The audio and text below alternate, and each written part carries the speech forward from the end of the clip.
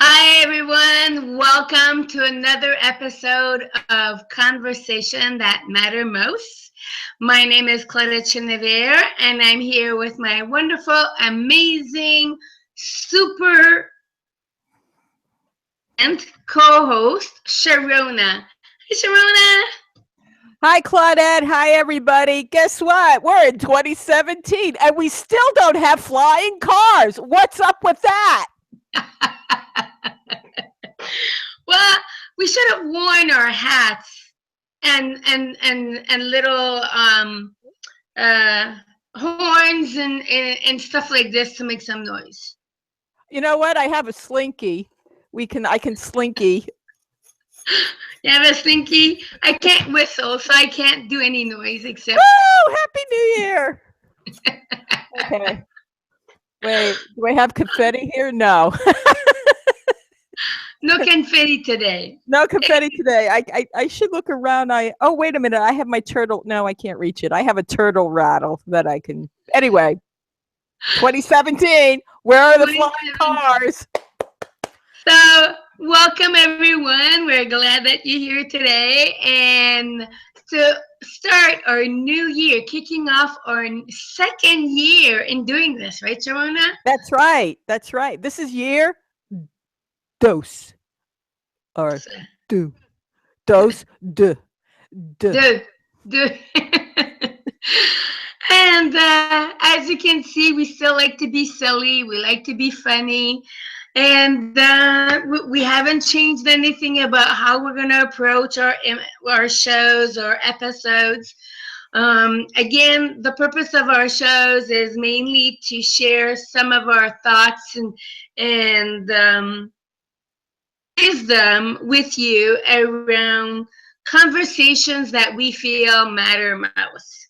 So today, Sharon and I, we just want to have a conversation and talk about, how to do 2017 differently from 2016, maybe 2015, maybe 2014, whatever year you want to redo or not repeat. We're going to talk a little bit about this. So if this is the first time you're here, welcome. You're in for a treat. And if you've been here before, thank you for being here and supporting us. And we love having you be here with us. So anything you want to add before we jump in, Sharona? Yeah, I just want to I don't know what they call that little thing at the bottom where it has the name. I don't have it. So my name is Sharona and I am known as the midlife women dancing with change specialist. And so I just introduce myself a little bit. I've been dealing with change all my life. I sometimes think of myself as a change advocate and a change agent and the dancing warrior of change, not worrier. No, I don't worry about, but a warrior. And I work with midlife women who may be in that place at 2017 going, what? What's going on? Why? Or maybe wanting to make a change and they're just having a little struggle trying to find the steps to take. So that's who I am. And Claudette, why don't you just, for the new people coming in, just say a little bit about who you are. Well, thank you, Sharona. And so I'm Claudette Chenevert, and I work with stepmoms in helping them create and build stronger and healthier step families. And, along the way, there's always, those challenges that we face. And so I've been a stepmom for years now. And, I've been through ups and downs and seen a lot of stuff. But one of the things I know is when you have a good idea of what you want and a vision for your family and some goals and a clear direction, it really helps to, it's not perfect, but it really helps to give you the structure and the strategies to move forward. And so that's what I do. I really enjoy working with stepmoms who are looking for additional support, tips and strategies, and helping them create the kind of family they really want for themselves and kids. Because whenever we're with other people, whatever we do impacts other people. We're not in a vacuum. We're not in a little island on our own. That we all, whatever we do, say, or impacts other people around us. Right, Sharona? Yes, and it's interesting. It's sometimes we don't know what the impact is until maybe moments later or years later, but we do make a difference, and we do make a difference of how we impact ourselves when we are in that place of a knowing. And I think one of the things is why I thought of this 2016 for me personally and globally was a really challenging year. So was 2015 and 2014. It's actually been about 5-6 years that it's been kind of challenging for me. And I actually been working or being very diligent on how to move forward in 2017 differently than before. Because I think that saying is insanity is doing the same thing over and over and expecting different results. And one of the things I realized is, as a midlife woman myself, I realized that what worked in the past is not working now. And so I have to choose, or I need to choose, or whatever, however you want to say that, um, to get a little bit more supportive of myself. Yes, I might have others around me, family, friends, and sometimes I'm very good about supporting other people's needs, but I need to really be more conscious of what works for me now. What's the values I want to hold and bring forward? What are the values that are no longer working? What are the skills I want to bring forward? And every day I am finding that changes because life is not static. It's not it feels like it is, but it's in constant flux. So that's why I brought up this topic, is what am I personally going to do differently in 2017 to do it in a different way, so that to come to terms that life is, you know, I have this conversation with someone, and she was saying, well, here's to hoping a great year and peace on earth. And I'm going, that ain't going to happen. Mm-hmm. Even in a good day, there are moments that feel, what is it, intense, or I was going to say cootie filled or something. And so it's coming to terms that life has its own agenda, and all I can do is do my best that I can in that moment. I know that's been a little long-winded, but that's what's coming up for me at this moment on January 4th. Yeah, and I appreciate that you shared this, because one of the things you shared, and I think that a lot of us may have experienced, is that 2016 hasn't been. I mean, a lot of us have gone through some big challenges, and there were a lot of personal challenges as well as global challenges, around the world challenges. And even though we come together as a group and we want to support each other, in the end, it comes down to us individually to try to figure out what we need to do for us to help us move forward. Because at the end of the day, when you close that door, even if you have a spouse, a partner, there's some piece of you that is always on your own. And you need to be able to find that strength within you, or at least some kind of way of finding what will work for you. And I love, Sharona, what you shared about, being more conscious of what works and what doesn't work, because sometimes we go through life in this little daze of just going with the flow and not taking notice of the impact it has around us, and even what we do, the impact of our own actions has on us as individuals. For example, and we've talked about this before, Sharona, where for you, taking a nap in the middle of the day is like something super important, and it works for you. Same thing. My day, I feel like my day is ruined. Like I'm gone. So those are things that, understanding what works for you as an individual is probably even more important than trying to figure out how to, move and do things differently.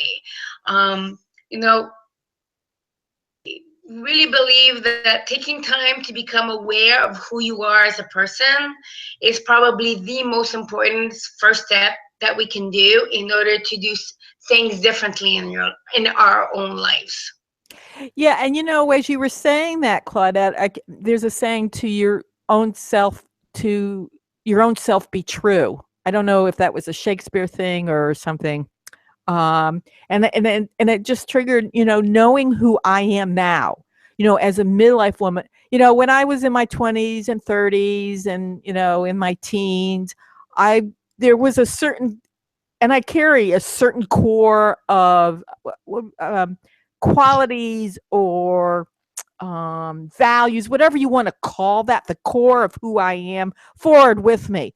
But then there's what I call the periphery. There's another layer over that, and those might change. But there's certain things that I hold true to me.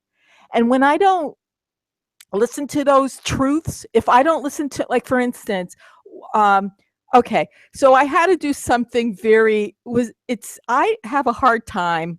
I'm a semi hoarder. I have a hard time throwing things out because there's this voice in my head that goes, you might need it someday. And that has been something I either learned or brought with me from my past. And so yesterday I had to do something. I'm not going to go in details, but I was in such a state of in Yiddish, it's sorus. It's like intense, like, oh, what am I going to do? I had this battle going on within me going, oh, don't do it. You're going to need it. Oh, but you haven't used it in a while. And then. And lo and behold, because this is sometimes when you think we are alone, and we are, because I had to come up with a decision. I met up with a friend in Trader Joe's, and I was telling her about this battle going on, and this battle was going on for, let's say, 5 days, and it was a simple task. But that's something that I carry with me is, oh, I'm going to need it someday. Even if I haven't touched it for 6 months or a year, I'm going to need it someday. And I told her what happened, and she simply said, well, if you hold it, if it doesn't bring you joy, then you let it go. Trust your body. And that's what I had to remember is I always talk about trusting your instinct, trusting your belly brain, trusting your intuition. And my intuition was saying, let it go. You don't need this anymore. It was the inner meanie, toxic monkey brain that was saying, you're going to need it someday. And I have to say, when I signed off on it and I did everything, it was like, oh, the earth didn't come to an end. I don't need it. Everything is okay. And that is something that I was knowing yourself. It's not only knowing the core of who you are, but trusting that inside us, we have that inner knowledge that we know what's best for us in the moment. And I call it the belly brain. Yeah. And I love that you call it the belly brain. And it's so so interesting because we haven't talked about this beforehand. And so yesterday I decided to do some of my cleaning, and I have boxes of old cards and papers that I've kept. And I thought that I had thrown a lot of stuff, and I discovered the birth card of my son when he was born at the hospital. I thought I had thrown it away, and it was in there in that box. And it was like, oh yes, I got it. This is so cute. And so yeah, it's true that sometimes I know I haste, and my husband tends to tell that I'm very hasty in throwing things away just because I want to make some room and you know, move forward, and I don't want to be stuck to with stuff from the past. But then when I go through the things that I did keep, whatever reason, they like, wow, they tell a story of who I was then. And so I look at the cards and I look at the notes and I look at all these things that I kept from my past. And it was like, it's nice to know that, you know, I've moved forward, but there were also pieces that I forgot that I did, like like for example, I used to work for Paul Mitchell, and I was a trainer for them. And so there's an evaluation you have to go through and all of this, and it's a written evaluation. And I'm looking at this, and it was like, wow, this is a really, really good evaluation. Something that I had forgotten, that I did not give myself credit for because of other garbage I listened to after all of this. So, you know, sometimes, you know, things that you feel in your intuition will help you. It may not be good, it may not be helpful for you in the coming year or in the next year. These are papers I've had for 43 years, and some even when I was in kindergarten, which is a little long. So they were like, at that moment I decided to look at it. It was what I needed to see in order to boost whatever doubts, or to eliminate any doubts I had in myself. And I saw this as like, so it's actually like helping me to move forward in a different direction when I look at where I want to go for 2017. Mm, mm. Yeah, and I think it's a fine line between what do I hold on and what do I let go. And because I know I have pictures and stuff from the past and all that, but there's certain things that I know when I'm looking at my piles that there's like a lot of crap in there. But the truth is, it's an individual thing, right, Sharona? I mean, what you keep and what I keep may not have anything in common. And I think this is where our personal journey, it's important to do our own personal journey. It's a journey of self. It's a journey of our discovery. And, you know, whenever you look back at what you like in the past years, you know, I think of it as a journey to get you to where you are today. And, you know, it may not have been fun. It may have been super hard to journey. But when I look at who I am today and I look at what I've done, and sometimes I forget, you know, who I was, you know, it's a journey, and it'll be a journey until the last breath I take. I mean, it never ever stops. No, it never does. And you know, and I I was just looking at a folder here. Someone gave me this folder, um, and I'm just going to show it because this just see more crap. And then I have one that says different crap on it. But here, you know what? It is a personal journey, and I think that's the thing. Is you know, as I work with midlife women, as you as work with stepmoms, is there are certain universal things that we go through as women. There's certain universal things as midlife women we go through, and as stepmoms you might go through, but then we have to get it down to what is our unique personal journey. And you know, there was something that one of the things that I want, and I'm going to start working a little bit more on, is breaking and I might put it out there for other midlife women and stepmoms and women in general, is to stop saying sorry for our existence. Mm. I it's like when you're in the grocery store and you randomly run into somebody, or you something happens, or you think you did something wrong, and you just, how often do we say I'm sorry? And one of the things I realize is every time you say you're sorry for something that you caused no harm, no harm, and in a way you're apologizing for your existence, you diminish yourself.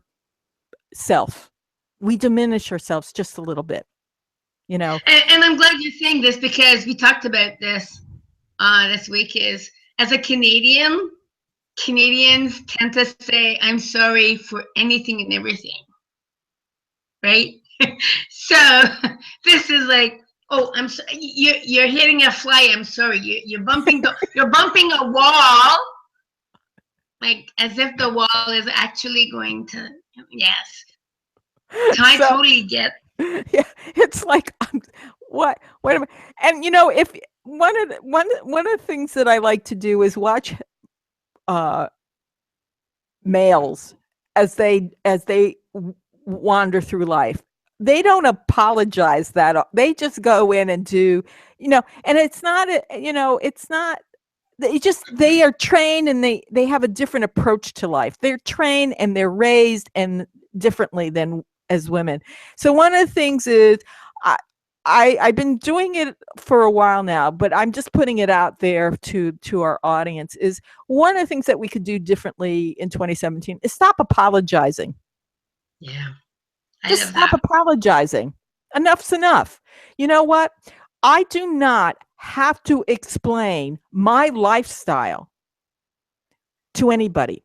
I do not have to explain why I'm feeling crappy or cranky or angry to anybody. I don't have to justify when I say no. And those are just some little things and it feels dang right scary the first time I did something. Now, what I did yesterday, I met up with a grocery cart of another person, and we're doing that dance. You know that dance you do, like who's going? And I go, excuse me, and I didn't say I'm sorry, but I said excuse me, and and that was but I usually would say, oh, I'm sorry, and I get that into that, oh, I'm sorry, and I grow a little smaller. I don't know Mm. if anybody else does that, but it's like, I can't be. So then this time I just made it big. Oh, excuse me. And see, those are like, they may not seem like big changes, but that kind of change can impact a whole lot of other areas in your life. So we're not talking about, a big major change.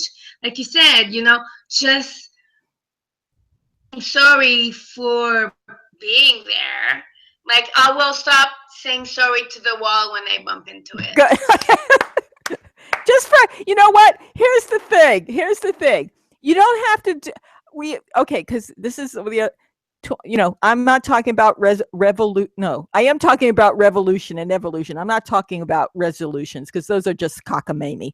But I'm just talking about, just for one day, don't say I'm sorry. Yep. Unless you really, really caused major harm to somebody. Yeah.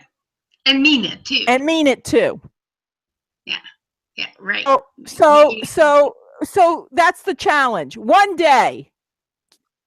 No, I'm sorry. To the wall, to the fly, to my Squisher cat. No, because Squisher cats never apologizes. Cats never apologize. I'm writing this down. No, I'm sorry for one full day. 24 hours. And I'm going to do that too. Because I still will. I've been working on it, but I thought consciously I'm going to now make that a priority, not to diminish me. So that's one of the things that I think I want to work on. And, and so I'm but just putting it out there to the viewers too. How do you diminish yourself? And how do and again, I think something that you said, Claudette, is, it's subtle and it's a small little step. It's a small little shift. It's a small little action step. Very Yeah. small. And I think, one of the things that's important to at least become aware of, that change happens in small increments, lasting change. I mean, yes, we can have some major big changes. And the thing is that we'll have a tendency to revert back to what feels comfortable and what we're used to. But if you want lasting change, if you want something to really make a difference in your life that is going to be long lasting, think of the smallest way you can implement a change that will become a habit for you. So that may be something you could look to put into your life for 2017, is look at one thing, not a dozen, not four, not two, but just one area of your life that you that is really important to you, that is meaningful to you, that if you felt you could change just even a little bit, not a lot, but just even a little bit, it would make a difference in your perspective, whether in how you see yourself, how you feel about yourself, how you see the world, interact with other people. And so, and again, the other thing is, you don't need to be sharing it with the world. Want to be changing. Think of it in terms of, a personal journey for yourself. And there's this thought that if you share all your goals, it'll be easier to do and find people to help you.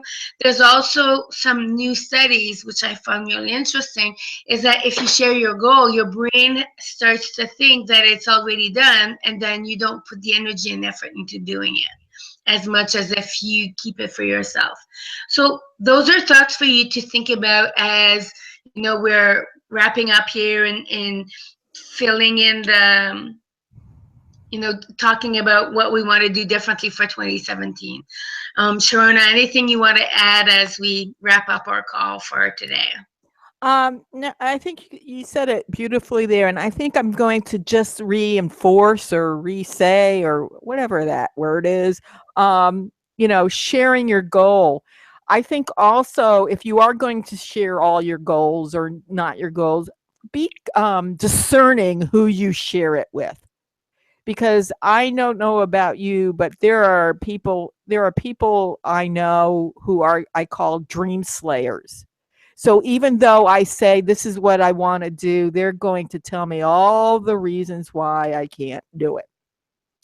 And I already have that inner meanie in my head, because someday I'll need it. But here's so I know that I have people that I can lean on, that if I say this is what, I think it's almost like creating an accountability buddy. That so if I know that I want to purge stuff, maybe I'll just tell someone I'm going to purge over here, purge these papers over here. They don't have to judge me or anything. So that might be just something. So be discerning of who you share what with. You don't have to share everything with everybody. You can keep some things close to your heart and say, this is what I'm going to do. And then if you find you need help, then you go searching for the people who will support you. And, Yeah. So, as I'm closing up, I'm just going to say, so if you're a midlife woman and you're just finding that struggle, and you had, in 2016, you made some goals that you didn't get to, or you had a dream that you just couldn't get to, and you want to just start making small incremental shifts and take small incremental baby steps, and you just want some support around that. So 2017 could maybe be a little bit more, what's the, glorious, joyful, um, calmer, gentler, healthier, whatever that is. Uh, you might, maybe you just want to thrive just a little bit more. Then you can contact me at Sharona at midlifewomendancingwithchange.com. My website is www.midlifewomendancingwithchange.com. You can also find me on all kinds of social media platforms, Facebook, Twitter, LinkedIn, at hashtag midlife women dancing with change, or hashtag emotional impact, or hashtag thriving in the midst of midlife change. So Claudette, if there's a stepmom out there that says, this is it, 2017 is going to be my year, how can they get a hold of you, Claudette? Excellent. Thank you, Sharona. So if you're a stepmom and you want to make some changes, some positive changes in your relationship, in your own life, whether it's with your spouse, your partner, your stepkids, I can be reached at stepmomcoach.com, which is my website. You can also use hashtag stepmomcoach or stepmomwisdom, and you'll find me on many social platforms, which is Facebook, Twitter, Google Plus, Instagram, and I'll be happy to help set up some kind of strategy with you, and work with you in finding what you need to get you started in creating the kind of life you want for 2017. So, can I just add one more thing? I forgot to mention, Claudette. For midlife women, if you want some extra support, besides contacting me, I have a free offer. If you go to my website, it's Thriving in the Midst of Midlife Change. It's free. It's a 6-part little mini e-seminar that gives you a jump start on 2017. So that way we can make this the best year yet. So anyway, I just want to put that out there. And I'm going to be, I'm also in the process of getting ready to launch my Courageous Midlife Women Taking Risks, Reaping Rewards playbook. So you can also, that should be coming out in a couple weeks. So I just wanted to put that out there, because sometimes we just want something right away to help us get jumpstart, and this way I'm just going to put that out there. And it's a great program. I've taken it and I love it. So yeah, so if you're midlife women, please go to Sharona's page and check it out. It's really great. And if you're a stepmom and you're looking for extra support, or maybe some tools to help you, go to my website. There's a list of resources you can find. And there's also some e-courses, some awesome e-courses that you can take to get you moving forward. So thank you, everyone. Anything else as we wrap up, Sharona? I think I am complete. I am complete. I am complete as well. So thank you, everyone, for being here with us, for listening. And if you enjoyed this episode and any of our other past episodes, please feel free to share them, comment below. We always love to hear what you have to say, and pass it on. So thank you, everyone, for being here. We look forward to seeing you on our next episode of Conversation That Matter Most. Bye, everybody. Bye.